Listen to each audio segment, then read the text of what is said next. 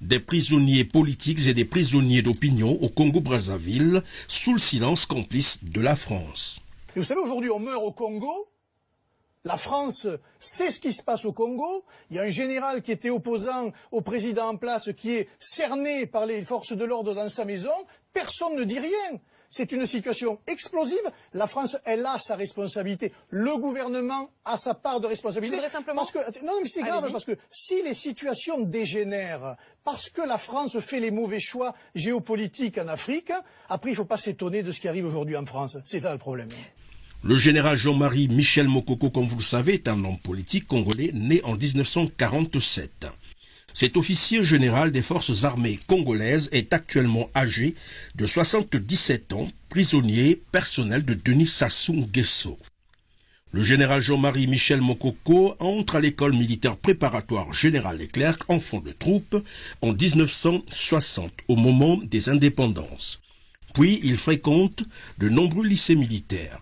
Le lycée Dumont-d'Urville à Toulon, France, école spéciale militaire de Saint-Cyr, école d'application du génie à Angers, école d'état-major à Compierge.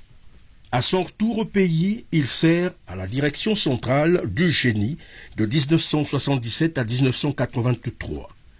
De 1983 à 1987, il est commandant de la zone militaire autonome de Brazzaville et du 3e régiment d'infanterie motorisée. Il cumule ses fonctions avec celles de commandant des forces terrestres de 1984 à 1987.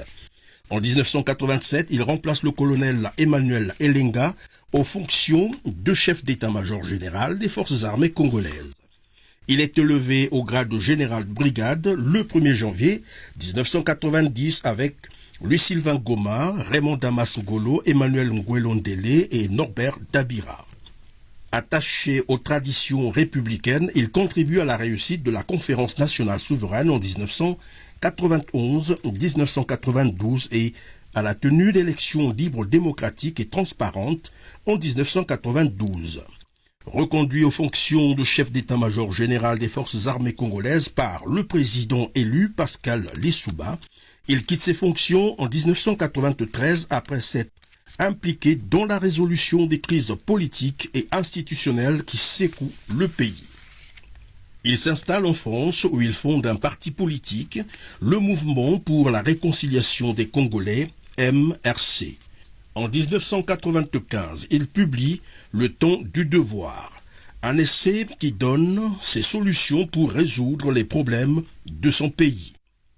Il y développe sa vision sur l'État-nation qu'il appelle de toutes ses forces et qui exige que soit garanti un minimum de communication entre les citoyens afin que s'applique dans la dignité et l'équité le principe de l'égalité des chances. Le général Jean-Marie Michel Mokoko est nommé chef de la mission internationale de soutien à la République centrafricaine, représentant spécial de la présidence de la Commission de l'Union africaine en République centrafricaine entre 2014 et 2016.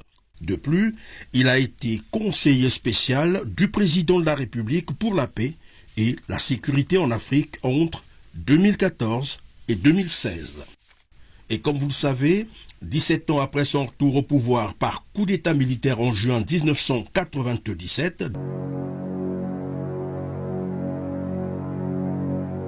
accusant Pascal Lissouba de s'entendre avec l'UNITA de Jonas Savimbi, le président angolais Dos Santos apporte à son ami Denis Sassou Nguesso le renfort de son armée. L'UNITA ne pouvait pas s'allier avec Lissouba pour que nos amis de Luanda se croisent les bras. Donc nous avons obtenu un appui matériel de Luanda qui nous a permis d'aller vers la fin de la guerre. Mais je dois dire que cet appui, nous l'avons obtenu début octobre 1997, mais la guerre avait commencé le 5 juin 1997. Et les armes venaient d'où alors? Comment elles étaient acheminées? Ah, ça, comment? Il y a les airs, il y a les mers, il y a les routes. Pour partir de Luanda au Congo, je crois qu'on n'a pas besoin d'un miracle, non? C'est un grand État qui a des avions, qu'il y a des bateaux qui... Comment puis-je vous dire? Par quel chemin seraient passées ces armes pour arriver? Mais elles sont arrivées.